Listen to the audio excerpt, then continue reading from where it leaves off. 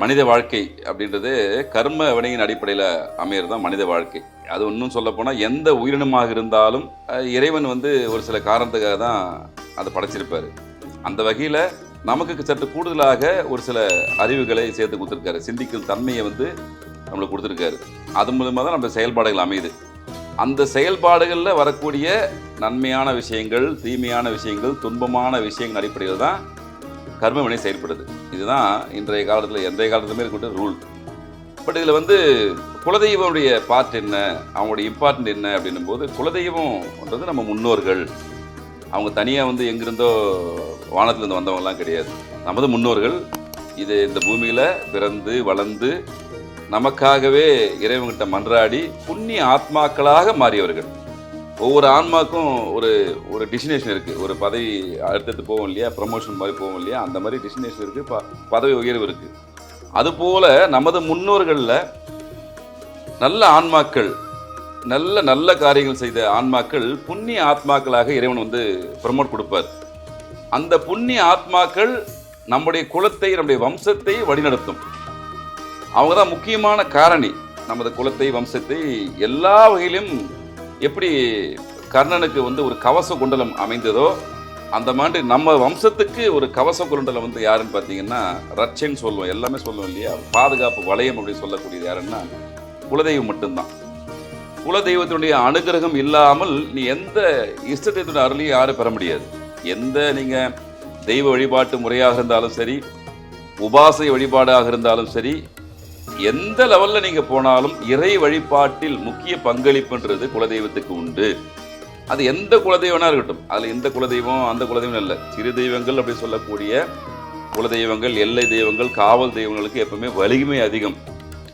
நாம் வேண்டக்கூடிய, நாம் விரும்பக்கூடிய நமது எண்ணங்களை செயல்படுத்தி அதன் மூலியமாக இறைவன் கிட்ட கொண்டு போய் சேர்க்கிற முக்கியமான பங்களிப்பு யாருக்கு உண்டு அப்படின்னா அது குலதெய்வத்துக்கு மட்டும்தான் உண்டு.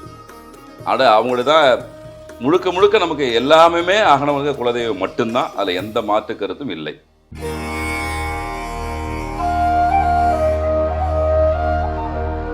எந்த யோகங்கள் அப்படின்றது, அதாவது தோஷங்கள், யோகங்கள் அனைத்துமே உண்டு. மனித வாழ்க்கையில் எல்லாருக்குமே உண்டு. நமக்கு வரக்கூடிய துன்பத்திலிருந்து பெருமளவு கொடுக்கக்கூடிய தன்மை, அதாவது இறைவன்கிட்ட இப்போ நம்ம ஒரு கோரிக்கை வைக்கிறோம்.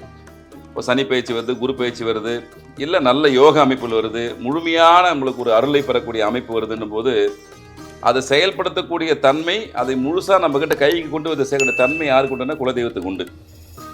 ஒரு பேச்சுக்கு இப்போ சர்பதோஷம் இருக்குது, மற்ற தோஷங்கள் இருக்குது, அதை கடுமையான தாக்கம் நமக்கு இருக்க போதுன்னு நினைக்கிற சூழ்நிலையில் நம்ம என்ன பண்ணுவோம், அடுத்த கட்டமாக பரிகாரம் அப்படின்ற விஷயத்துக்கு போகும். மழைக்கு குடை போல தான் பரிகாரம்.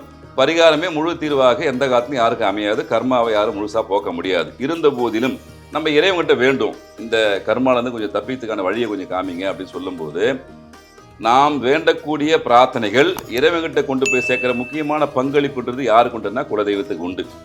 அப்போது நமக்கு வரக்கூடிய நன்மைகளும் கூடுதலான நன்மையை தரக்கூடிய அமைப்பும் குலதெய்வத்துக்கு உண்டு. அப்போது நமக்கு நன்மையாக இருந்தாலும் சரி, துன்பமான விஷயமாக இருந்தாலும் சரி, பங்களிப்புன்றது குலதெய்வத்துக்கு உண்டு. நம்ம பிறப்பு ஜாதகத்தின் அடிப்படையில் நமக்கு ஒரு சில யோகா அமைப்புகள் இப்போ ஆக்டிவேஷன் ஆகணும் அப்படின்னா அந்த ஆக்டிவேஷனோட பங்களிப்பும் இறைவன்கிட்ட சொல்லி கூடுதலான ஒரு விஷயம் தரக்கூடிய விஷயங்கள் குலதெய்வத்துக்கு உண்டு. எல்லாத்தையும் தாண்டி A to Z சொல்லக்கூடிய அனைத்து விஷயங்களுக்கும் குலதெய்வத்தோட அருள் இருந்தால் தான் நம்ம அதை முழுமையான ஒரு பலனை அனுபவிக்க முடியும். இப்போ ராஜயோக வாழ்க்கை, விபரீத ராஜயோகம் அப்படின்னு நிறைய விஷயங்கள் சொல்லப்பட்டாலும் கூட அந்த முழுமையான ராஜயோகத்தை அனுபவிக்கக்கூடிய தன்மை, கூடுதலாக இன்னும் கொஞ்சம் சேர்க்கக்கூடிய தன்மை யாருக்கு உண்டுன்னா குலதெய்வத்துக்கு உண்டு. அப்போ ஒரு மனிதன் குலதெய்வ வழிபாட்டை தொடர்ச்சியாக செய்யக்கூடிய யாராக இருந்தாலும் பெருமளவு துன்பத்திலிருந்து தப்பிக்கிறதுக்கான வாய்ப்புகளை அவர் உருவாக்கி கொடுத்துருவார். அது நிதர்சனமான உண்மை, இன்றளவு நடைமுறை இருக்கக்கூடிய விஷயங்கள். அதே மாதிரி நன்மையான விஷயங்களையும் கூடுதலாக தரக்கூடிய விஷயத்தையும் அவருக்கு உண்டு. அந்த சக்தி இறைவன் அவர் கொடுத்துருக்காரு, அந்த புண்ணிய ஆத்மா கொடுத்துருக்காரு. அதனால் அந்த புண்ணிய ஆத்மாக்கள் சொல்லக்கூடிய நமது முன்னோர்களே ஆகிய குலதெய்வம் நமக்கு வரக்கூடிய யோகங்களை மேலும் அதிகரித்து தரதுக்கான வாய்ப்புகளை உருவாக்கி தருமா என்றால் நிச்சயமாக தரும்.